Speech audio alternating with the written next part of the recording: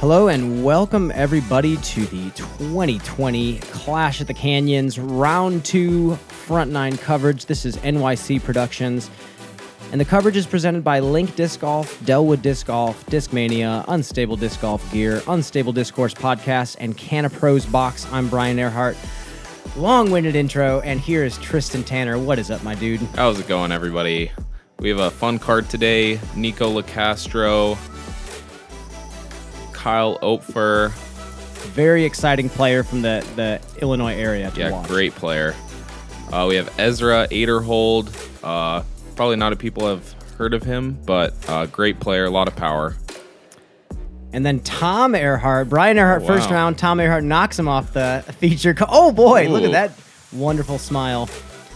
And this is going to be an awesome card to watch. We have Tom leading at 9 under, Ezra at 8, Kyle at 7, and Nico trailing at 6 under par. I'm stoked for them to attack this course. Me too. If you saw the front or the first round coverage, we were playing to a long pin. Today we're playing to the short pin because we had a lot of rain before this round. The AM tournament in the morning was actually canceled because of off and on thunder and lightning. So we did keep the pro tee times the same, but we are now, to speed up pace of play, playing the short position here. And this is one that is pretty par for the course on Dellwood. Is kind of a shorter hole with a gap to hit, but there is a sloped green that you have to watch out for. Putter is a popular play, like you see from Ezra here. Oh, and just a little too much speed on that first one. Again, like we covered in the first round, a lot of fast greens out here. Oh, yeah. And Tom has actually a very interesting bag that he throws. He throws a lot of molds from the Discraft lineup that are not as popular. I think that was either a Buzz, which obviously is popular, or a Ringer GT is a disc he reaches for quite a bit. It was the Ringer. And that is a disc he throws quite often. Ezra with just a layup from the bottom of the hill.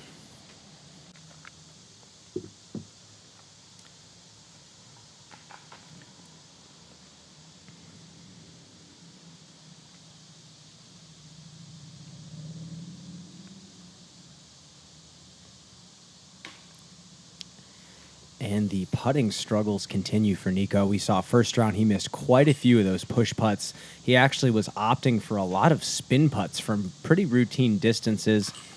Again, it's good that he's trusting his body and trusting a different release, but that's definitely not the way he wants to start that one out. Yeah, we'll see. Like we talked about, he switches back and forth a lot between those two putts, so we'll have to see if he ends up going with that spin putt again. And I don't believe we had any birdies on the hole. We are going to move on to hole number 2. What do you think about this hole? This is a kind of an interesting hole. It's not that long for a par 4, but it plays as more of a U shape. This first light pole is a Mando tree to the right, and then there's another Mando farther down the fairway. Yes. Nico is in a decent position. You kind of have to saw off a hyzer. Oh, boy. Oh. Kyle kicks a tree on the right, and that's going to send him OB left. And you actually caddied for Ezra this round, correct? Yes, I did. And what was that he just That threw? was an ape. Ape. A very overstable distance driver. Interesting. Tom throwing a force, I believe, Yep. or a vulture. He has a couple purple drivers in his bag that he throws, and that was a beautiful shot. Yeah, a little unfortunate to be right by that tree, but should be able to figure something out. Yeah, as you can see, the green is downhill. Oh, man. Look at this flex shot. That was a stiletto again from Nico. From where he's at, that's not a bad position. That's a flare from Ezra. Yeah, and those are wickedly Very overstable. overstable. Kyle puts his a little bit short after going out of bounds.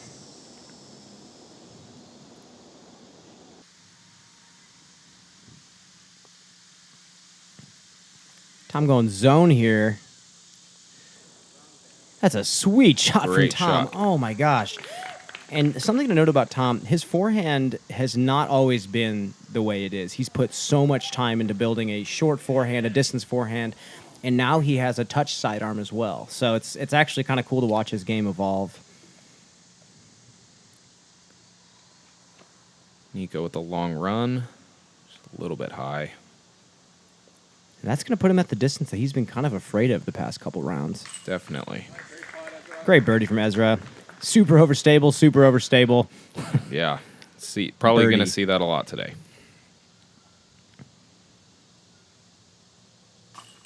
And there he is, switching back to the spin putt. And maybe it's something that he sticks with the rest of this round. We didn't have that much wind out there. Mm-mm.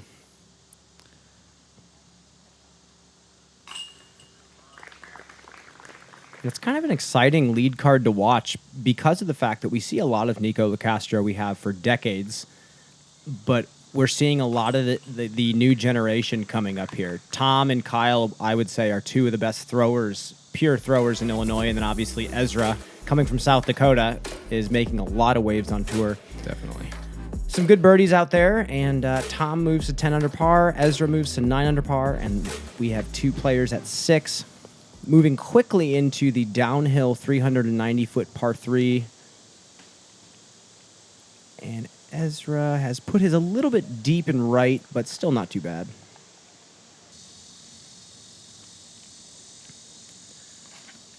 Tom with a buzz. And I really like this play.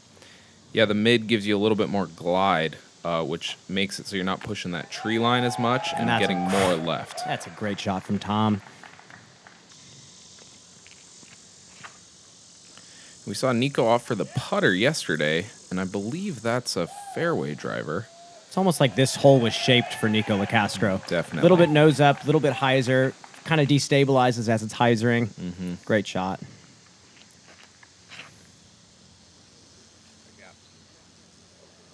And that's going to hook up a little bit. Should be okay. A little bit short.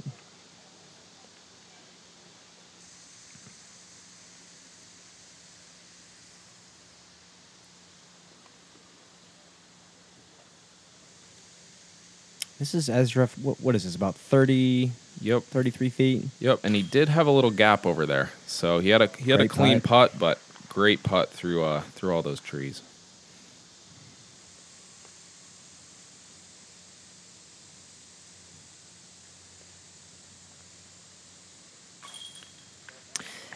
And I really think, I hate to keep harping on this spin putt, but it's really fascinating that we're seeing this because longtime players like Nico have such intuitiveness with a disc that it's actually kind of a luxury to be able to just put themselves into catch mode and throw spin putts rather than pitch putts. Definitely, yeah, being able to just adapt to the situation and Yeah. what you need in the round is really a good thing to have. Absolutely. Got some sweet birdies there. Ezra and Tom taking their great birdies there. I think Nico, did he Yep, catch Nico the birdie got a as birdie. well? Yep. Kyle takes the par, and we're going to move into this par 4 where you have to really saw off your drive or throw a giant skip shot like that, I Huge suppose. skip shot. That was the ape again from Ezra. And that is a disc that's really not thrown too often. Mm-mm.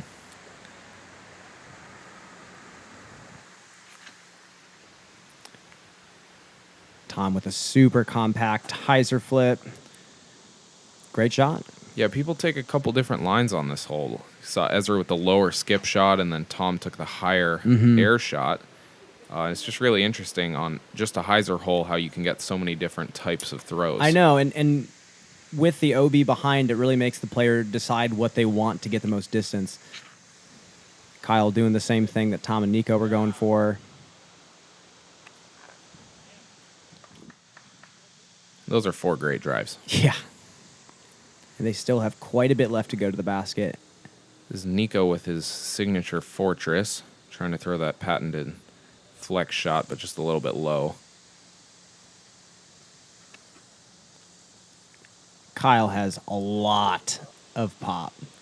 That was a beautiful line. One of the more technical players that I've gotten to talk to in disc golf really studies the throw very mechanically. So it's great to see him kind of come along. And this is a P2 from Ezra. No way. Yep. S-line P2. Okay. That makes it easy. He had like 360 into the pin. Great shot. And Tom even closer than Ezra. I think that's a buzz. Yep. Look at that. Slight little Annie release. using that backdrop to really be able to force the shot. That'll put him to about circle's edge, it looks like.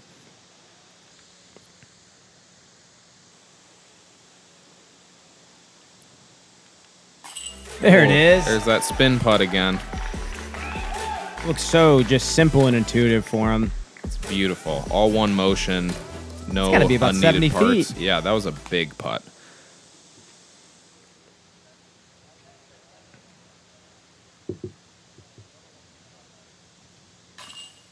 Oh. What I do like about the Mach X basket is most of the time, if you do miss the putt, you know it's a missed putt. Definitely. One of the best catching baskets we get to play on. Yep. Kyle makes the birdie putt. And Ezra for his birdie as well.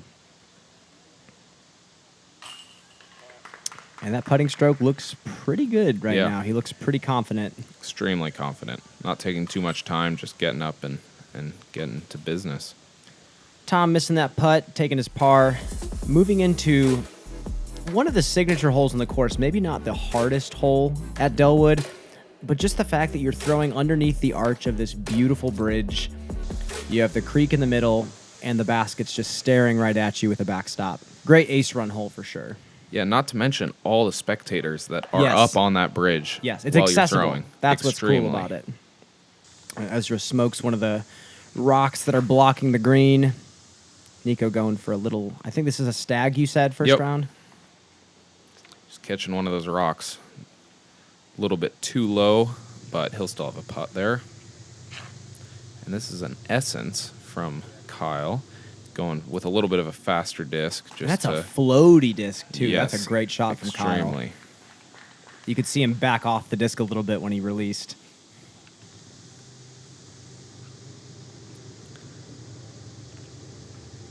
This is that same buzz from Tom. He really likes to throw this thing. Yeah. He throws this one a lot. As you can see, it's pretty simple for him to throw. I think he has it beat into a stage where he can really do almost anything with it. Definitely. And that is inside circle one.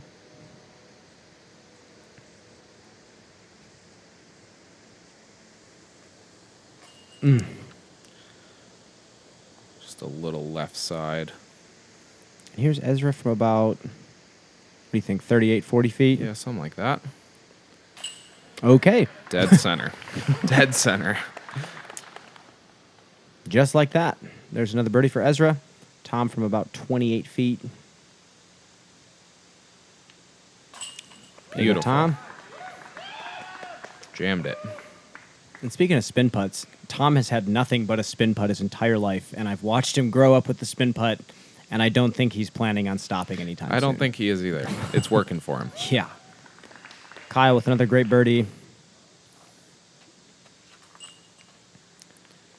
And Nico losing a stroke to the card there, but there's plenty to make up the rest of the round. 3 birdies and a par.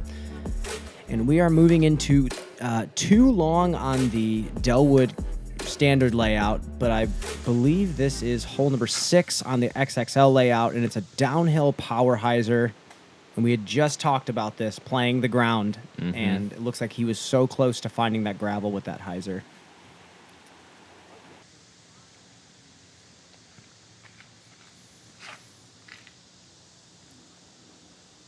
And it looks like he backed off on this one a little bit as well. I'm not sure what he threw here. Yeah, that's Instinct. Okay. One of the newer plastic that just came out. I believe it's like a straight fairway driver. Yep. Slightly more overstable in this plastic. Ooh. Tom was talking to me about this before this tee shot. He said he did the same thing first round. Oh, and he's OB. And he stayed safe first round, but unfortunately OB on this one. And this is another hole that I think is shaped for Nico. Downhill flex. Ooh, pushing that creek line. He is safe. Wow, by inches. I do love the flex play off this tee, though, because as it's hyzering back, it has a little less pace on it, so you don't get that violent skip. Definitely. Helps control the left motion a little bit more. Tom throwing a little jump putt layup. Kyle doing the same. And here's Nico from bottom of the creek. There it is. Gets it in there. That's a great putt. That putt is way more uphill than it looks on camera. No, it really is, and I'm happy he got that. I think he's going to get a little bit more momentum after making that putt. Just no fear, dead center. Yeah, we were walking up the fairway. We were talking about if he should run this or not, and I said that he should run it, and he was like, I don't know if I should. Do you like taking risks? And then he decided to run it, and yeah, he jammed it dead center. It's not a death putt if it goes in. Exactly. Got an awesome birdie there for Ezra, awesome birdie from Nico, and then Tom and Kyle are going to take pars, and we are moving into the blast of a hole. Perfect timing on that. Perfect timing. As Ezra goes giant unconventional spike hyzer. And this one ended up, he threw it a little more left than he did in practice, which contends with that tree just left of the amphitheater. I see. Nico's line is a little bit better. He took it a little lower, pushed a little more, and that's a great shot. Sees the results. And again, this is a hole that you want to push as far as you can up this hill to at least a flat spot to then go across the road, across the fence to that basket back there. Kyle trying to go more inside. This is a DD3. I think he caught something. Yeah, it's going to be tough. I think Tom's laying a roller down here. This is a really beat up Mantis that he loves yanking down on rollers, and this is working. Wow. Yeah, Tom. That's a great roller. That's exactly where you want to be off the tee. Getting over to that right side opens up. Yeah, there's a lot of kind of not fluky gaps, but a lot tighter gaps on the left side than there are on the right. Definitely. That's a great That's shot. an awesome shot from where Kyle was at. There's a buzz from Ezra from over 400 feet away. Oh, man. And a little bit short. Okay.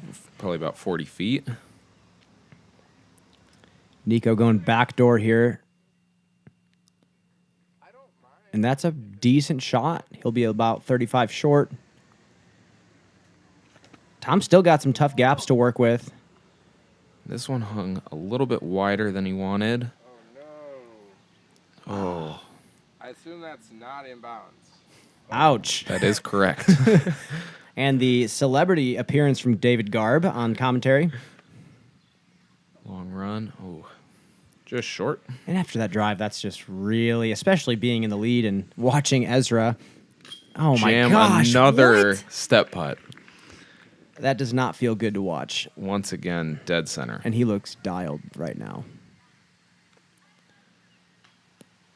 Kyle just off on that long birdie putt.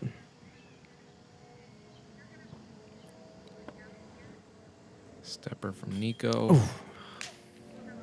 Just a little bit off. Seen two of those miss now, left side.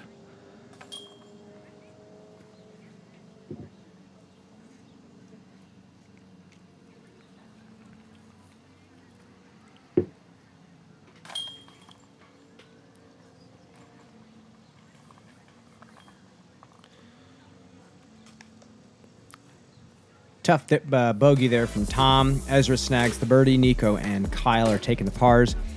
And moving into a hole that, over the course of this weekend, I had thought that this was a par 4. There were a lot of players getting looks at 2 on this hole. Yes. And it looks like Ezra's playing a little bit lower shot here.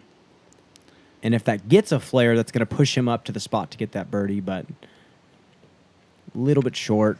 Yeah, really just being in the fairway on this hole is all you really want. Yeah. We have the creek kind of flowing all the way down the right side. Yep, giving yourself the easiest approach you can to get that 3.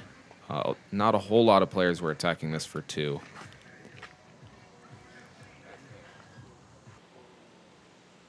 Yeah, it's a really interesting shaped hole because if you do want to go for it, the 2 is there. Definitely. But I think it's more betting against the field, you know, what you think people are going to be going for. And it's looking like lead card does not think there's going to be a lot of 2s out here. Tom was so close to getting that big skip off the dirt. Yep. But not too bad of a spot. Scenic approach from Nico. A little bit short, but gets a roll up to the rocks. Should be okay. And this is a Tiger Warrior from Kyle. He was throwing this all weekend. He loves that disc, and that's actually just threw a beautiful approach with it right there. That ringer from Tom. And Tom throws both versions of the ringer. He throws the Z ringer without the groove on the top of it, the ridge, or he also throws the ringer GT. He said there was a period this year where he was not throwing buzz at all. He was only throwing Z ringer because of how far he was able to get it to go. Wow, So, interesting. Interesting limited edition disc from Discraft.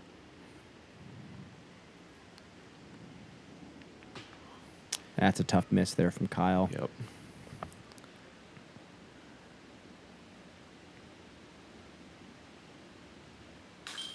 There it is. Good putt from Nico.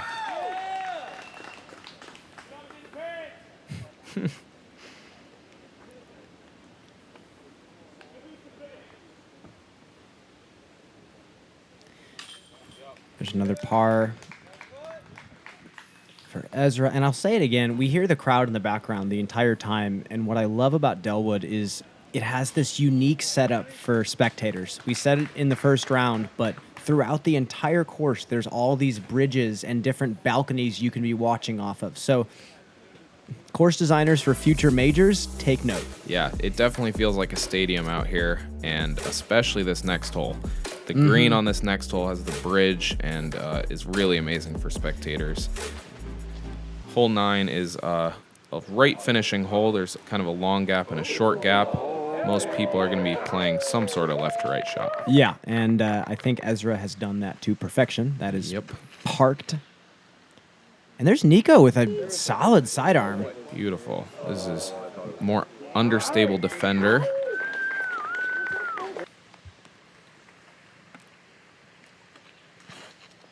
Okay. Tom going with force. Also taking the wider line. Wow. That's great. It's a great flick.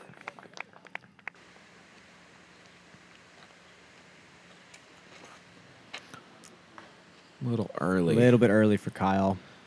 We almost just saw about 4 identical sidearms. Kyle's just going to have to pitch out. Yeah, that right side is rough. There's not a whole lot to be scrambled from. But he gets to throw that beautiful approach. Nico from about 40, 45 feet.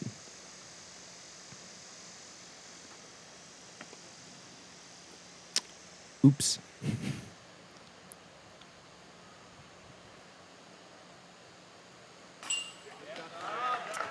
Tom looks very confident in his putt right now. Yeah, he told me at the preserve a couple weekends ago when he played great. He said his putt's been feeling better than it's ever been.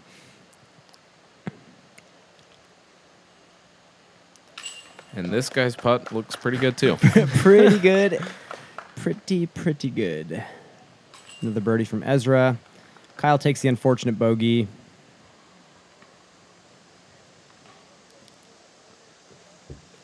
Nico missing a birdie look. And that is going to do it there for the front 9 of round 2. Ezra's on a bit of a heater, huh? Extremely. Well, thanks for tuning in, and we will catch you back on the back 9, and we will find out what happens here. Yeah, let's do it. See ya.